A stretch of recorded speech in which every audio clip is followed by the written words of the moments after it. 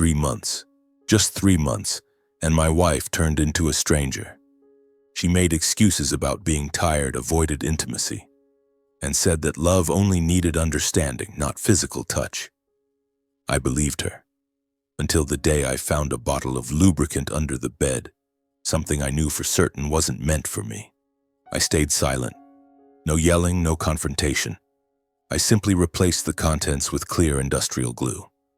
That evening, when she said she'd be home late because the shop was busy, I just smiled, started the car, and followed her. And then, what happened next was a storm of chaos. Screams, flashing lights, and the wail of an ambulance piercing the night. My parents were there to witness it, their faces pale, their eyes filled with horror. And me, I just stood there, silent, watching everything crumble. Hello, my name is Colton Ward. I'm 29 years old, living in Baton Rouge, Louisiana, a small city with streets shaded by oak trees and quiet afternoons. I work as a manager at Home Depot, where shelves stocked with building materials, paint, and tools have become part of my life. The job isn't glamorous, but it's stable, and I enjoy the feeling of helping customers pick out the right screws or plumbing fittings. It gives me a sense of control, something I've slowly realized I'm losing in my own home. I've been married to Daisy for 3 years. Daisy, my wife, is 27, a woman as radiant as summer sunshine. She runs a small nail salon in the nearby shopping center, where the smell of nail polish and the laughter of customers blend into a familiar melody. When we first got married, everything was perfect. We used to spend evenings on the couch, eating popcorn, watching cheesy romantic movies that Daisy loved. She'd rest her head on my shoulder, whispering about her dreams of expanding the salon or one day having a child with my eyes. I believed we'd always be like that, the perfect couple in our little home. But over the past few months, things have changed. Daisy is no longer the cheerful woman who'd hold my hand out of the blue. She's become distant, as if an invisible wall has gone up between us. Every time I tried to hold her, she'd subtly pull away, saying she was exhausted from work. At first, I believed her. I told myself the nail salon was in its busy season, that Daisy was juggling clients and a pile of bills. I tried to be a good husband, cooking dinner when she came home late, quietly doing the laundry so she could rest. But deep down, I started to feel something was off, like a cold breeze slipping through a cracked door. Daisy started developing strange habits. She used to be simple, favoring t-shirts and jeans, but now I'd see her wearing tight, alluring dresses, far more glamorous than before. Every morning before leaving the house, she'd stand in front of the mirror, spritzing on perfume, an expensive kind I'd never seen her use before. Then there were the late nights. Some evenings I'd sit in the living room, the clock ticking past 10, then 11, and Daisy still wouldn't be home. When I called, her responses were curt. "The shop's super busy, babe. I have to stay late to clean up." Her voice was soft, but there was something forced about it, like she was acting. I tried not to overthink it, tried to believe she was just swamped with work. But then I caught her sitting on the couch, texting on her phone, her lips curling into a smile I hadn't seen in ages. When I asked, "Who's texting you that's got you so happy?" she flinched, locked her screen, and brushed it off with a laugh. "Oh, just a friend from the shop. Nothing important." I didn't want to doubt Daisy. I loved her with all my heart, had vowed before God to protect and trust her for life. But those little details, her evasive glances, the late nights, the secretive smile while texting, they piled up in my mind like pieces of a puzzle I didn't want to see completed. At night, lying next to her, I'd hear her steady breathing, but it felt like we were in two different worlds. I wondered, was I imagining things? Or was something really happening right in front of me that I didn't want to face? One Saturday morning, I woke up early as usual. Daisy was still asleep, her hair spread across the pillow, her face as beautiful as the day we met. I quietly brewed coffee, standing by the window where sunlight filtered through the oak trees. Our house was small but cozy, with our wedding photo on the wall and the potted plants Daisy tended to. From the outside, we still looked like a happy couple. But I knew deep down, a crack had started to form. I tried to push away the dark thoughts, Maybe I was being too sensitive. Maybe Daisy was just trying to look good to keep up appearances for the salon. But as I sat on the couch, turning on the TV to pass the time, I couldn't stop thinking about the times she avoided my gaze, the messages she quickly deleted when I got close. I told myself, Colton, you have to trust her. You're her husband. If you don't trust her, who will? But deep inside, a small, icy voice kept whispering, she's hiding something from you. I started paying closer attention. Whenever Daisy went out, she always took her purse, even if she was just running errands or meeting friends. One time, I caught her standing in front of the mirror, adjusting her dress, then looking at her phone with a radiant smile. When I asked, "Where are you going looking so nice?" she smiled, but the smile didn't reach her eyes. "Oh, just meeting some friends. It's been a while since we hung out." I nodded, but inside the seed of doubt had taken root, spreading like wildfire. In the days that followed, I tried to keep myself busy at Home Depot. I rearranged shelves, checked inventory, and talked to customers about the best paint for wooden fences or how to choose the right drill. Work helped me temporarily forget the thoughts gnawing at my mind. But every time I returned to our little house, the feeling of unease would resurface.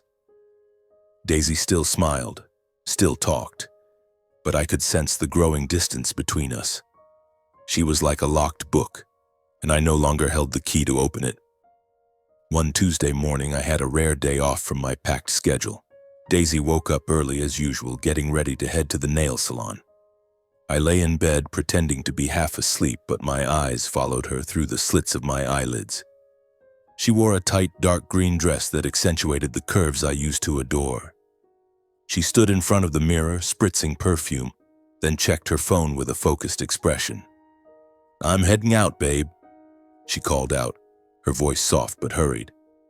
"All right, have a great day," I replied, keeping my tone calm. The door closed, and the sound of her car's engine faded into the distance. I lay there for a few more minutes, staring at the ceiling, feeling like a heavy stone was pressing down on my chest. I decided to do something to pass the time. The house hadn't been thoroughly cleaned in a while, and I thought a day off was a good opportunity to tidy things up.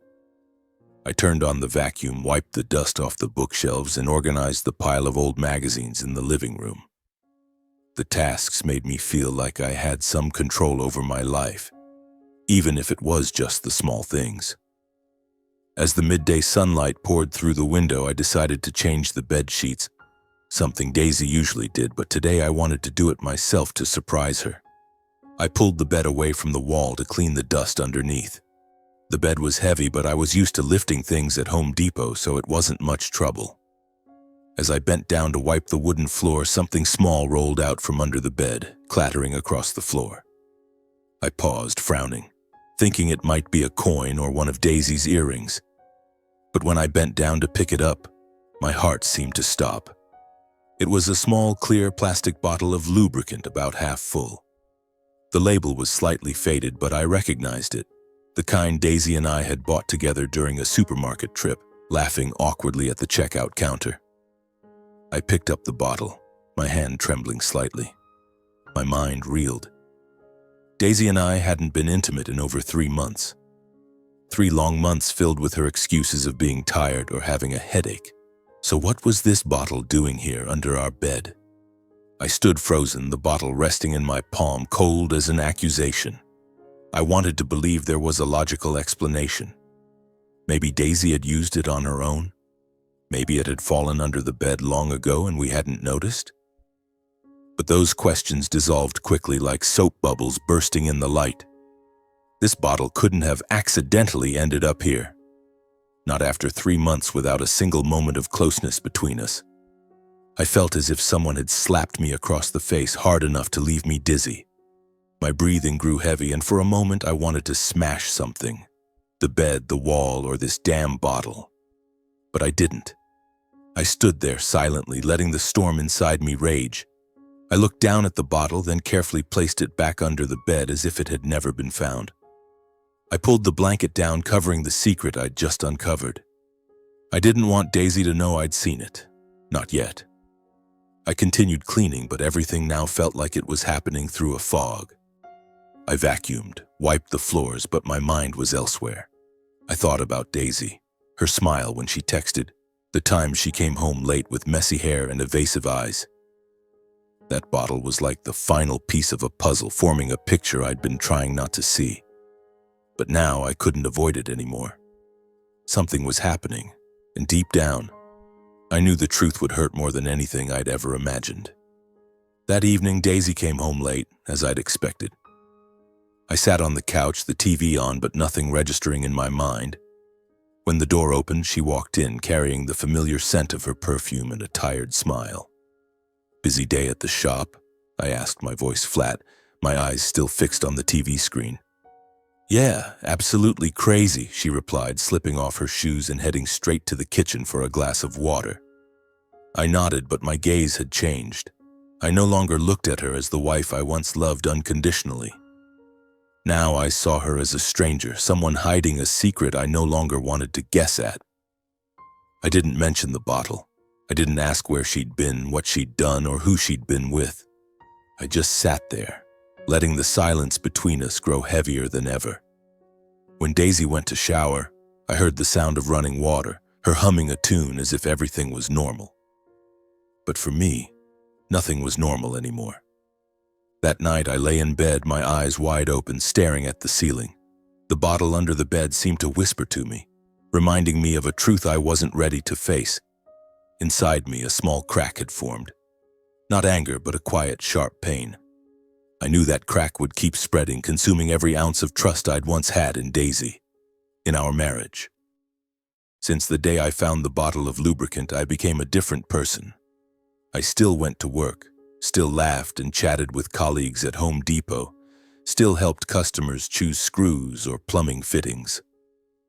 But in my mind, a part of me was constantly observing, memorizing, and analyzing every move Daisy made. I didn't want to become a paranoid, controlling husband, monitoring his wife's every second. But that bottle, like a knife slicing into my heart, made it impossible for me to keep pretending everything was fine. I started noticing small details I'd previously overlooked. Daisy now kept her phone on silent whenever she was home.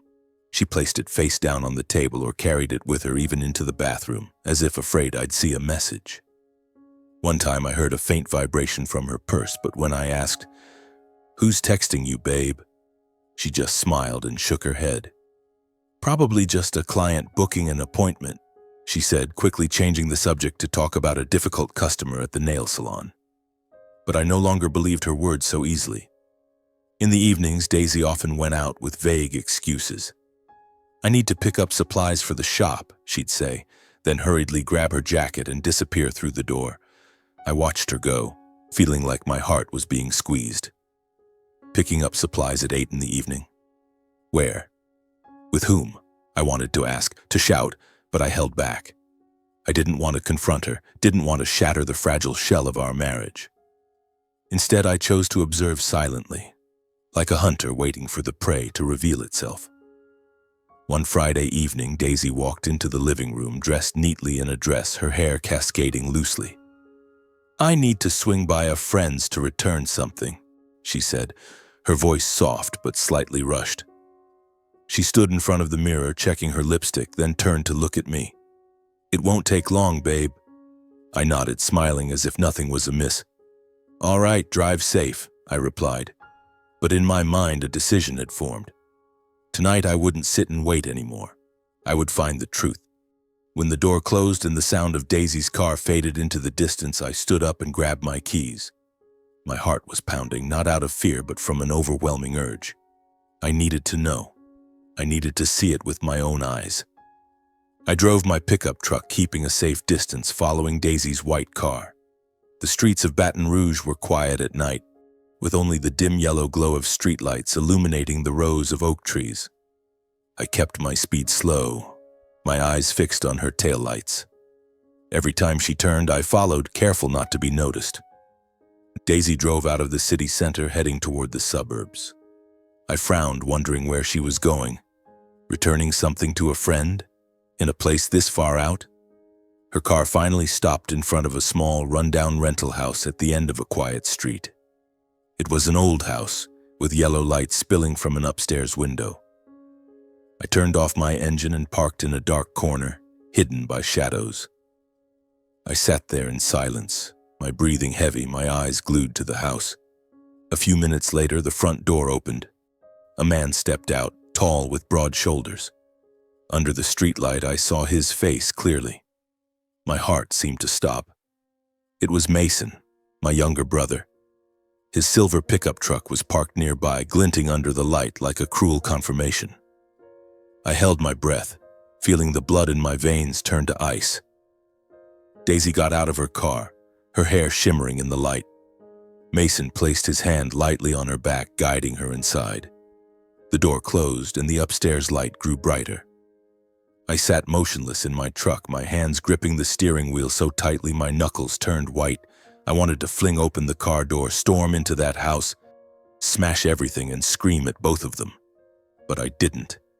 I just sat there, letting the truth slowly seep into every fiber of my being.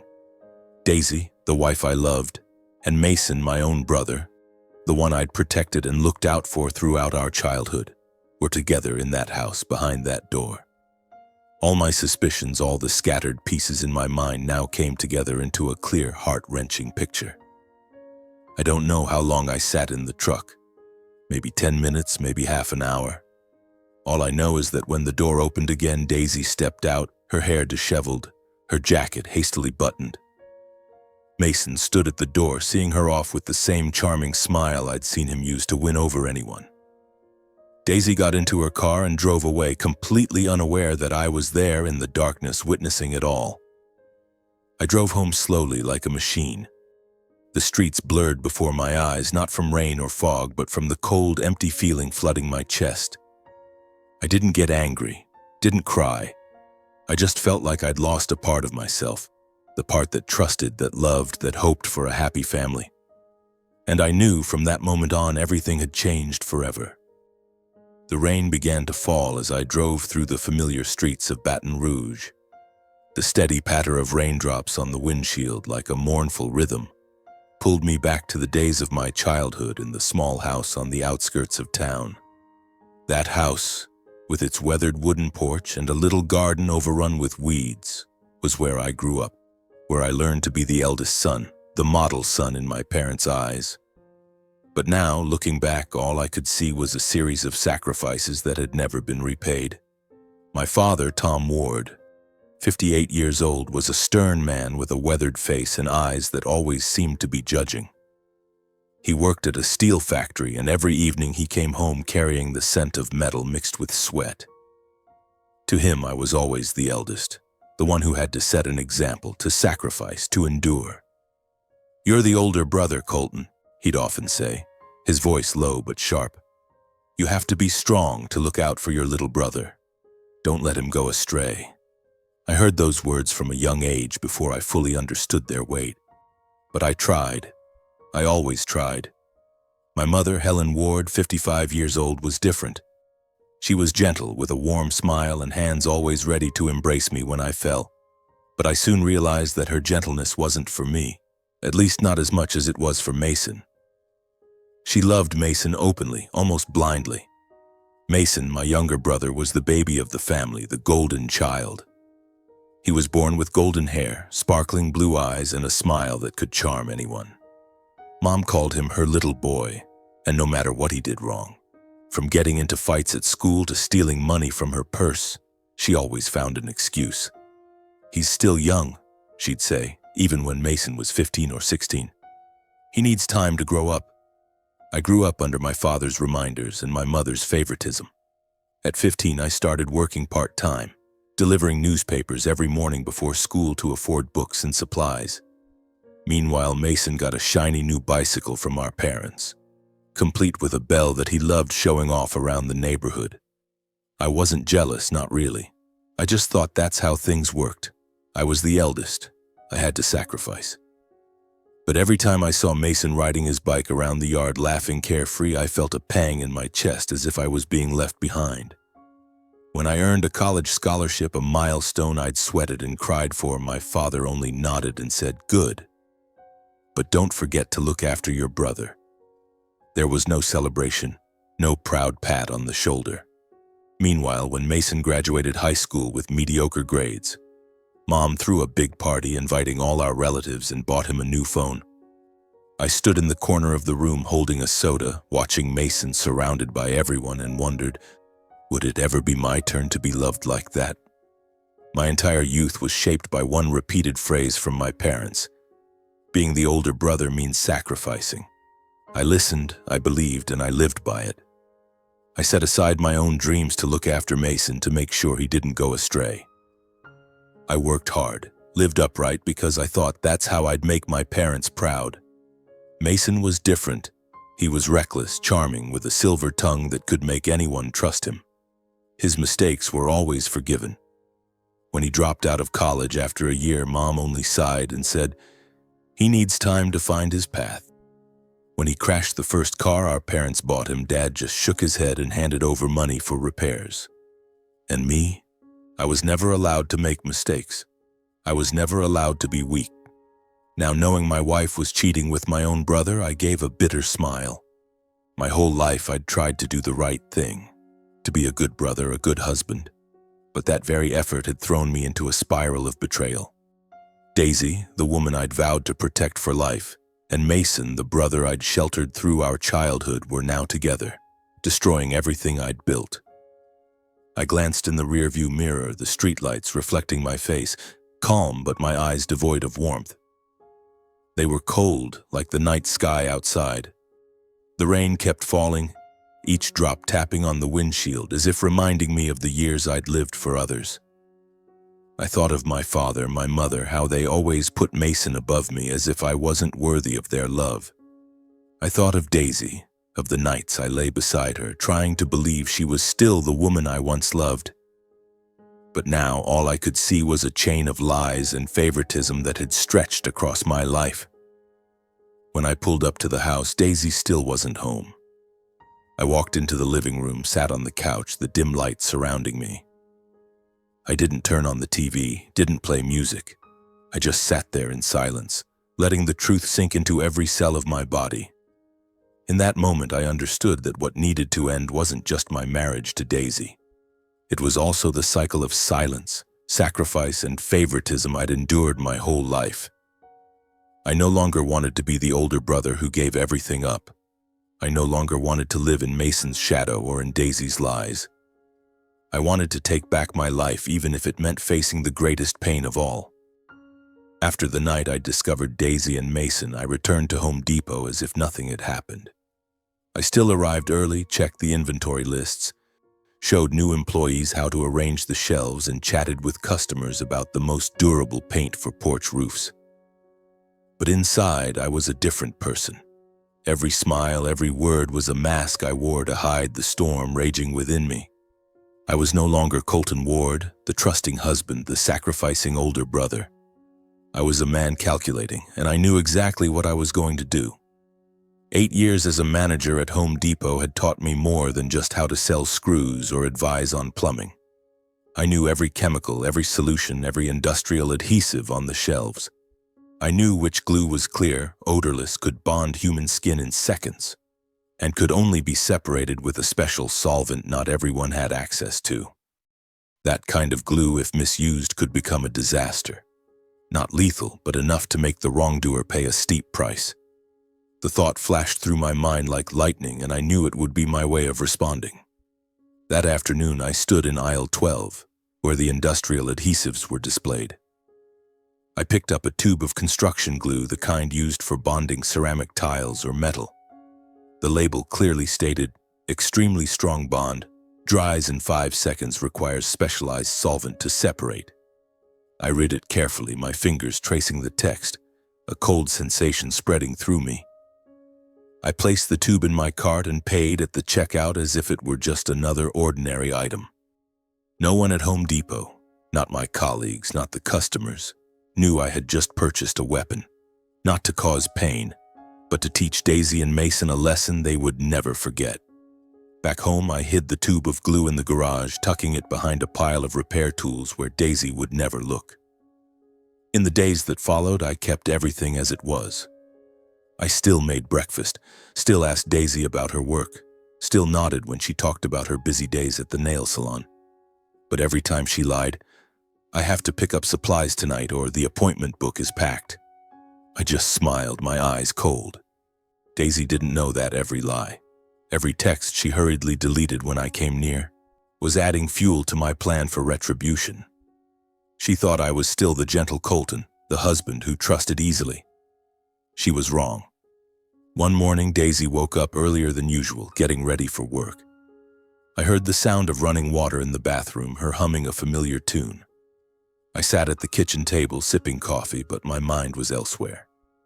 When Daisy emerged, her hair wet, a towel wrapped around her, she smiled at me. "I'm swamped all day today, probably getting home late," she said. I nodded, my voice even. "All right, be careful," I replied. As the door closed and Daisy's car drove away, I stood up and walked into the bedroom. Everything in the room was the same: the bed with its white sheets, the wedding photo hanging on the wall, and the nightstand drawer where I'd once found the bottle of lubricant. I pulled the drawer open, my heart pounding but my hands steady. The bottle was still there, just as I remembered, now nearly empty. I picked it up, my fingers brushing over the familiar label. I opened the cap and sniffed. There was no scent left, just a faint plastic tang. I carried the bottle to the kitchen sink, poured the remaining contents down the drain, and watched the slick liquid disappear without hesitation. I retrieved the tube of industrial glue from the garage and carefully pumped it into the bottle, filling it about halfway. The glue was thick, clear, odorless, and looked no different from the real lubricant. I worked slowly, precisely, like a craftsman perfecting a piece of work. I wiped the cap clean, screwed it back on tightly, and placed the bottle back in the drawer exactly where it had been, as if no one had touched it. I checked one last time. Everything was perfect, not a single trace. No one, not even Daisy, would suspect that the bottle now contained something entirely different. I stood there for a few seconds, staring at the closed drawer, and let out a soft breath. My eyes were cold, but there was no regret in my heart. "I won't hit, won't yell, won't cry," I whispered to myself, my voice so low it was almost inaudible. "But they'll remember this night forever." I returned to the living room, sat on the couch, and turned on the TV. The sound of a talk show filled the air, but I wasn't listening. I thought of Daisy, of Mason, of the rental house in the suburbs with its dim yellow light. I thought of Daisy's lies, of the way Mason placed his hand on her back, of the years I spent sacrificing only to be repaid with betrayal. My plan wasn't blind revenge. It was a message, a way for them to face the consequences of what they'd done. The day passed slowly. I did chores, checked work emails, even mowed the lawn. I kept everything normal, as if I were still the Colton of yesterday. But inside, I had changed. I was no longer the blindly trusting husband, no longer the resigned older brother. I was a man ready to take back what was mine, not with violence, but with silence and calculation. Saturday evening arrived, and the air in Baton Rouge carried the chill of autumn. I sat in the living room, the dim light casting shadows on the wall where the wedding photo of Daisy and me still hung. A bitter reminder. My phone buzzed with a text from Daisy. "The shop's packed, I'll probably be home late. Don't wait up." I read the message, my lips curling into a cold smile. "The shop's packed," I muttered under my breath, so low only I could hear. I knew she was at the rental house in the suburbs, where the dim yellow light glowed from the upstairs window, where Mason's silver pickup truck was parked in the yard. I stood up, grabbed my car keys, and left the house. No hesitation, no rush. I drove through the familiar streets, the streetlights passing by like hazy streaks of light. I didn't play music, didn't let my thoughts wander. In my mind, there was only one image: the bottle of lubricant in the drawer, now filled with industrial glue, waiting for its moment. I knew tonight everything would be laid bare. The suburban street came into view, quiet and dark, with only the light from the rental house at the end of the road. Mason's silver pickup was parked out front, gleaming under the moonlight. Daisy's car was there too, neatly beside it, like a cruel confirmation. I parked in a shadowed corner, turned off the engine, and sat in the darkness. My heart beat steadily, neither fast nor slow. I was no longer the Colton of old. the one who would storm into that house yelling or breaking things. I was a man with a plan, and I was ready for it to unfold. I picked up my phone, my fingers scrolling through the contacts, stopping at my father's number, Tom Ward. I pressed call. "Dad, I need you and Mom to come to a place," I said, my voice eerily calm. "Where? What's going on?" His voice was gruff, as always. "I want you and Mom to see the son you've always doted on with your own eyes." I gave the address, short and to the point, then hung up. I knew they'd be skeptical, but they'd come. They always did for Mason. 20 minutes later, my parents' old car pulled up a few meters away. Tom stepped out, his tall frame slightly hunched, his eyes scanning the surroundings. My mother, Helen, followed, her scarf wrapped tightly around her shoulders, her face etched with worry. I stepped out of my car and greeted them with a nod. "Why did you drag us out here, Colton?" Dad asked, his tone tinged with irritation. "Just wait a bit, you'll see," I replied, my eyes fixed on the lit-up house. The three of us stood there in the darkness, silently staring at the house. No one spoke. The wind rustled through the trees, carrying a biting chill. I felt my mother's gaze, as if she was trying to guess what I was thinking, but I didn't look back. I just waited, like a patient hunter. Then from inside the house, a scream rang out. Daisy's scream, panicked and laced with pain. It was followed by Mason's voice, urgent, almost pleading. I stood still, my heart pounding but my lips curling slightly. My plan had begun. A second, louder scream made the neighbors peek out of their doors. Lights from nearby houses flicked on, and a few people stepped into their yards, whispering to each other. "What's happening?" my mother whispered, her voice trembling. My father gripped her hand, but his eyes remained fixed on the house. I didn't answer. I didn't need to. The truth was revealing itself. The sound of an ambulance siren echoed in the distance, growing closer. The crowd of neighbors grew, their murmurs filling the air. The front door of the house burst open and two paramedics rushed inside with a stretcher. Minutes later they emerged, and I saw Daisy and Mason, stuck together, their faces contorted with pain and fear. Daisy was sobbing, her hair a mess, while Mason struggled but couldn't pull free. The industrial glue had done its job. I stood there, motionless, watching them being loaded into the ambulance. The flashing lights illuminated my parents' faces. Tom stood frozen, his hands clenched so tightly they trembled. My mother, Helen, collapsed sobbing, one hand covering her mouth as if she couldn't believe what was happening. "Mason? No, it can't be," she mumbled, her voice breaking. I looked at her but said nothing. My heart was cold, not with anger but with an emptiness, as if all my emotions had been drained. The neighbors' whispers grew louder. "What's going on? Are they stuck together?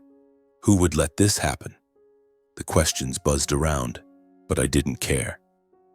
I just watched the ambulance drive away, carrying Daisy and Mason, the two people who had betrayed me in the cruelest way. My father turned to me, his eyes full of suspicion. "Colton, you knew about this, didn't you?" he asked, his voice low but sharp. I just looked at him, silent. I didn't need to explain. The truth was clear enough. My mother was still crying, clinging to my father's arm for support. "Why Mason? Why?" she repeated, as if the question could change what had just happened. But I knew no answer would be enough to soothe her. No excuse could cover the fact that Mason, the son she cherished most, had destroyed this family. I turned away without another word. I got into my car, leaving my parents standing there in the cold wind and flashing lights. In my mind, the image of Daisy and Mason stuck together, their faces twisted in pain, replayed like a film. I didn't feel satisfaction, didn't feel triumph. I only felt a void where love, trust, and family once existed. A knock on the car window broke the silence. It was my mother, Helen, her voice trembling. "Colton, we need to go to the hospital." I didn't ask questions, only replied curtly, "All right. We'll go to the hospital to sort everything out." I started the car. The rain had stopped, but the air remained heavy, as if the entire city of Baton Rouge was holding its breath in the wake of the unfolding tragedy. I drove behind my parents, following the flashing lights of the ambulance to the central hospital. In the car, I didn't play music or let my thoughts wander. All I could see was the image of Daisy and Mason stuck together, their faces contorted in pain, being loaded into the ambulance amidst the murmuring crowd. I didn't know what I should feel, anger, satisfaction, or just a cold emptiness. But I knew I needed to face them, even if just once, to look directly at the truth. At the hospital, the atmosphere was chaotic. Nurses rushed back and forth, and the loudspeaker blared with constant calls for doctors. My father, Tom, stood in a corner of the hallway, arms tightly crossed, his weathered face now even more somber. My mother sat on a plastic chair, clutching a handkerchief, her eyes red from crying. "How did this happen, Colton?" she whispered when she saw me. I didn't answer, just leaned against the wall, my gaze fixed on the emergency room door. I didn't want to comfort her. Not now. The doctors and nurses worked for over an hour, trying to separate Daisy and Mason.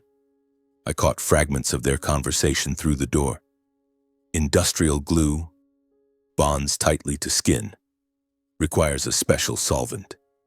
Each word was like a knife, but I felt no regret. My plan had unfolded exactly as intended. Finally, a doctor emerged, wiping sweat from his forehead, and announced that they had successfully separated the two and moved them to separate rooms for monitoring. "They're stable but need rest," he said, his voice weary. "Family can visit." My father straightened up, but his eyes avoided mine. My mother stood, trembling, clutching my father's hand for support. I followed them, my steps slow, through the long hallway filled with the sharp smell of antiseptic. The hospital room was at the end of the corridor, the door slightly ajar. As we entered, I saw Mason on the left bed, his face pale. Daisy was on the right, her hair disheveled, her eyes swollen from crying. Both fell silent when they saw us, as if the air in the room had suddenly grown suffocating. Mason spoke first, his voice weak but defensive. "Colton, you have to listen to me. It's not what you think." He tried to sit up but winced in pain and lay back down. "This was just a misunderstanding. You have to believe me." I stood there, hands in my pockets, staring directly into Mason's eyes. My gaze was cold, unwavering. The bond between us, the one I had cherished for years, had turned to ashes. I said nothing, just looked, and my stare seemed to make Mason tremble. Daisy burst into tears, her voice choked. "Colton, I'm sorry. I didn't mean to. I didn't want—" She covered her face with her hands, tears streaming through her fingers. "You have to believe me. I didn't want to hurt you." I looked at her, the woman I had loved more than anything, the one I had vowed to protect for life. But now, I saw only a stranger, someone who had destroyed everything we had built. I remained silent. Her lies, the excuses about the busy shop or meeting friends, were now just additional stabs to an already bleeding wound. My father suddenly shouted, his voice echoing in the small room. "Mason, what have you done? You're my son, and you dared to do this to your brother?" He stepped toward Mason's bed, his fists clenched as if he wanted to crush something. "How did I raise you? Did you think you could tear this family apart and not pay a price?" Mason lowered his head, unable to meet our father's eyes, but I saw his eyes were red, whether from pain or regret I couldn't tell. My mother, Helen, could only sob. "Why did you do this, Mason? Why did you make me suffer like this?" she cried, her voice breaking. She clutched her face as if trying to hide from the truth before her. I looked at my mother, the woman who had doted on Mason for years, always excusing his every mistake. There was no room left in my heart for pity. I felt only emptiness, as if all my emotions had been drained that night. The hospital room became a stage where every sin, lie, and hurt was laid bare. Daisy's sobs, Mason's pleas, my father's anger, and my mother's pain blended into a chaotic symphony. But I stood there, motionless, like an outsider. I didn't say a word, not because I didn't know what to say, but because I refused to waste my breath on them. The truth was clear, and no excuse could change what I had seen, what I now knew. Finally, I turned and walked out of the room. My father called after me. "Colton, where are you going?" I didn't answer. I walked down the hallway, past the cold white lights, out to the parking lot. I stood there, taking a deep breath, and looked up at the pitch-black sky. I knew that after tonight I had severed the last thread connecting me to Daisy, to Mason, and to the Ward family.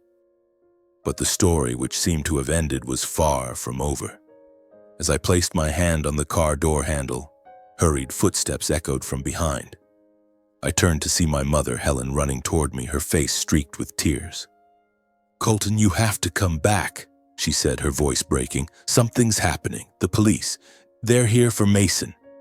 I frowned, a strange feeling stirring within me. Not satisfaction, but a cold curiosity. I nodded and followed her back to the hospital corridor. When we entered the hospital room, the atmosphere was still heavy, like a block of lead. Daisy sat huddled on her bed, her eyes swollen and red, while Mason lay there, his face pale, his eyes frantic with panic. My father, Tom, stood in the corner of the room, his hands clenched tightly as if holding back a storm. But my attention was drawn to the door where two uniformed police officers had just entered. They stood tall, their expressions stern, one holding a stack of papers. "We need to confirm the identity of Mason Ward," the taller officer said, his voice steady but cold. Mason sat up abruptly, clearly still in pain from the glue incident. I'm Mason Ward," he replied, his voice trembling.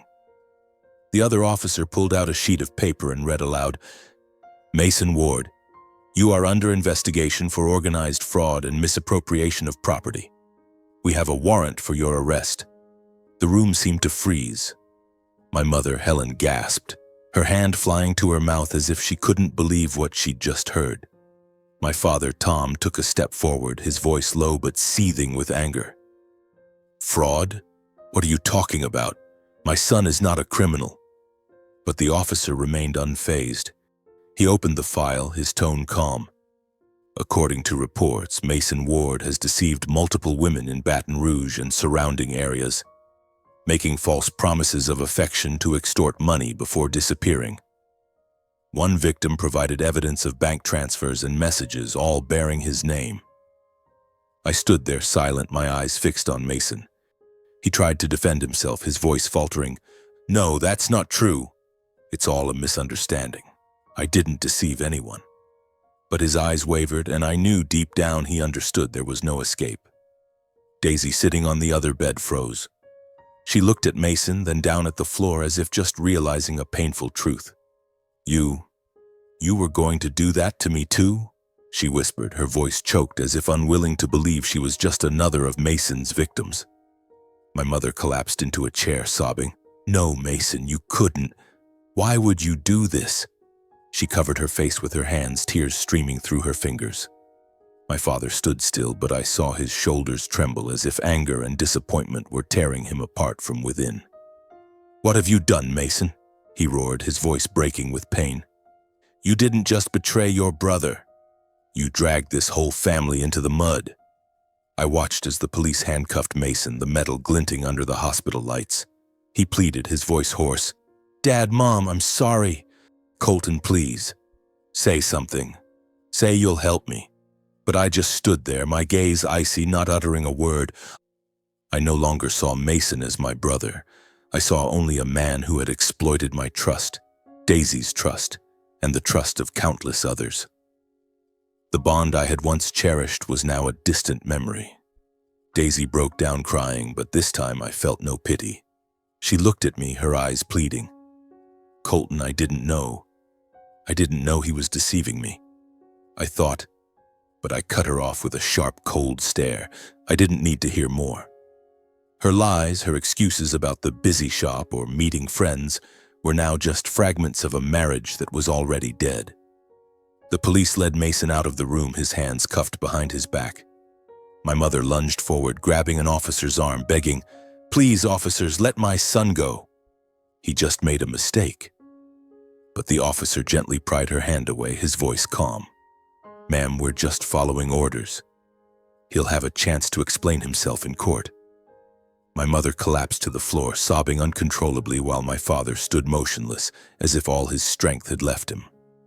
I looked at them, my parents, who had doted on Mason to the point of blindness, now paying the price for their favoritism. I walked out, and this time I knew there was nothing left to make me turn back. The sound of my mother's cries, the clink of handcuffs, and the officer's footsteps faded into the distance. I didn't look back. The night wind blew, carrying a biting chill. All the lies, favoritism, and sins of the Ward family had come to an end. Mason, the brother once so cherished, was now in handcuffs like a criminal. Daisy, the wife I had loved, was just another victim in Mason's game. And my parents, who had placed Mason above me for years, now faced the harsh truth about the son they adored. News about Mason spread through Baton Rouge like wildfire. Just hours after the police led him away from the hospital, local newspapers published articles with sensational headlines. Baton Rouge man arrested for scamming multiple women. Social media exploded with posts, comments, and rumors about Mason, the charming man with a deadly smile who had exploited the trust of countless people. The Ward family, once seen as a model of stability and decency, became the center of a humiliating scandal. Neighbors who once greeted me with smiles every morning now looked at me with curious stares, whispering behind my back as I passed by. My father, Tom, could barely bring himself to leave the house. The man who had once taken pride in the family's reputation now sat in the living room, his eyes vacant, staring out the window. In the days following the incident, my mother told me he hardly spoke, only occasionally muttering, "Why did he do this to us?" My mother, Helen, spiraled into a crisis. She started seeing a therapist, torn apart by guilt for blindly defending Mason all those years. "I was wrong, Colton," she said to me over the phone, her voice choked with tears. "I was wrong to think Mason just needed time to grow up." But her apology, though sincere, came too late. I didn't stay in Baton Rouge to witness my family's collapse. A few days after that night at the hospital, I filed for divorce. I stood in the living room looking around the small house where Daisy and I had lived for 3 years. The wedding photo on the wall, the potted plants Daisy once tended, the couch where we used to cuddle and watch movies. All of it was now just fragments of a dream that had vanished. I packed my belongings, taking only the essentials, a few clothes, some documents, and a notebook where I'd once written down our plans for the future. I left my wedding ring on the kitchen table without a note. Daisy faced public humiliation. Her nail salon, once bustling with customers, was now deserted. Social media was merciless, mocking posts, cruel comments, and rumors about her being one of Mason's victims. The salon could no longer stay afloat, and eventually she was forced to close it. Daisy tried to reach out to me, sending texts, calling, even showing up at the house once, tears streaming down her face. "Colton, please talk to me." I was wrong, but I didn't know he was like that. I looked at her through the glass door but didn't open it. I said nothing, not out of anger, but because I had nothing left to say. She had chosen Mason, chosen his lies, and now she had to live with the consequences. Mason was held in custody pending trial. The charges against him piled up: organized fraud, misappropriation of property, and other offenses from victims who had come forward. One woman provided evidence of thousands of dollars in bank transfers, along with sweet-talking messages Mason had sent to manipulate her. Prosecutors said he could face a lengthy prison sentence. I didn't visit Mason, didn't call, didn't write. He was once my brother, but now he was just a name from the past. Before leaving Baton Rouge, I visited my parents one last time. The old house in the suburbs was unchanged, with its wooden porch and weed-filled garden. But the atmosphere inside was heavy, as if all joy had been drained. My father sat at the dining table, his hair grayer, his eyes weary. "Colton," he said, his voice low and hoarse, "I'm sorry. I wasn't fair to you. I put Mason above everything, and now I see how wrong I was." My mother sat beside him, her eyes red, clutching my hand. "I didn't know, Colton. I thought Mason was just a boy who needed protection. I was wrong." I looked at them, my parents, the people who had shaped my childhood with their favoritism and harsh expectations. I wasn't angry at them, not really. I was just tired. "I don't blame you," I said, my voice even. "But I need to start over, somewhere without these memories." My mother burst into tears, hugging me, but I only patted her shoulder lightly before standing up. I didn't want to linger in that moment. I left Baton Rouge early one morning as the first light of dawn broke. I drove toward Texas, where I'd found a new job at a building supply store. My luggage was light, but the pain I carried was heavy. I didn't look back, didn't check my phone, didn't read the articles still circulating about Mason. I just drove, leaving behind the familiar streets, the painful memories, and the Ward family. As I passed the Leaving Baton Rouge sign, I felt a true sense of freedom, though it came with a scar that would never heal. I knew I'd never forget Daisy, Mason, or the years I'd spent sacrificing. But I also knew that from now on I would live for myself, not for anyone else, not for expectations or lies, only for Colton Ward, the man who had stepped out of the darkness carrying his pain but also a hope for a new life. I arrived in Texas on a mild, sunny day, settling in a small town nestled among vast fields and dusty roads. The town was peaceful, with friendly people who weren't nosy and knew nothing of my past. I found a job at a building supply store, still in the familiar role of a manager, where I could organize shelves, advise customers, and find stability in simple things. My life now was free of dramatic turmoil, free of lies and evasive glances. I lived simply in a small apartment with an old wooden table and a window overlooking the fields. But some nights when the moonlight streamed through the window, I still remembered everything.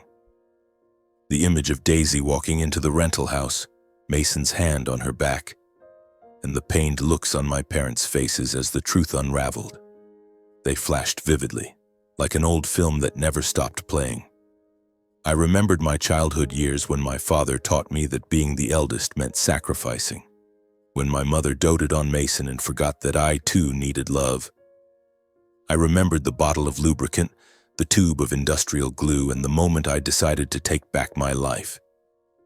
But now those memories no longer fueled anger. They were just scars reminding me of what I had overcome. I came to understand that some pains aren't meant for revenge, but for awakening. The betrayal by Daisy and Mason, the favoritism of my parents, it all forced me to look at myself, to ask, who am I and how do I want to live? The greatest lesson I learned from it all was this: trust is the most precious thing in a family. Once betrayed, everything can be rebuilt, except trust. I had once trusted Daisy with all my heart, trusted Mason as a brother, trusted my parents to be fair. But when that trust shattered, I realized no one could give it back to me except myself. I told myself, and perhaps others, that silence is not weakness. In the most painful days when I uncovered the truth, when I stood watching Daisy and Mason being loaded into the ambulance, I chose silence. Not because I had nothing to say, but because I knew the truth would reveal itself. Silence was the most profound form of retribution, forcing those who betrayed me to face their own sins with nowhere to hide. Over time, my parents began reaching out again. The initial calls were awkward, just polite check-ins, but gradually they opened up. One time, my mother called, her voice trembling. "Colton, I'm sorry. I was wrong to put Mason above you. I just wanted to protect him, but I hurt you." My father, in a rare handwritten letter, admitted he had been too harsh with me, too lenient with Mason. "You deserved better, Colton," he wrote. "I wish I could do it over." I didn't hold a grudge against them, not really. I just nodded over the phone or through their words and said I had forgiven them. But forgiving doesn't mean forgetting. Daisy disappeared from Baton Rouge. I heard she moved somewhere far away, perhaps to escape the prying eyes and gossip. Her nail salon, once thriving, was now an empty storefront with a "for lease" sign on the glass. Mason, meanwhile, was sentenced to prison.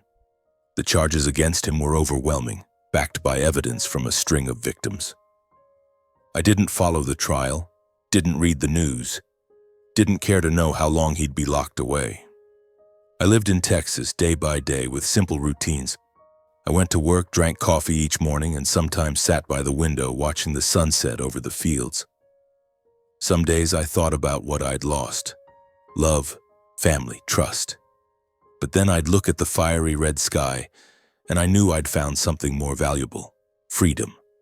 Freedom to live true to myself, unbound by expectations or lies. My story closed on an afternoon as I stood by the field watching the sun set. The golden glow bathed the new land like a promise of rebirth. I whispered to myself, my voice low and steady. Forgiving doesn't mean forgetting. It just means I no longer let pain control me. I stood there, breathing in the fresh air, and felt a new Colton. Not the sacrificing older brother, not the betrayed husband, but a man who had rediscovered himself, ready to walk forward on his own path.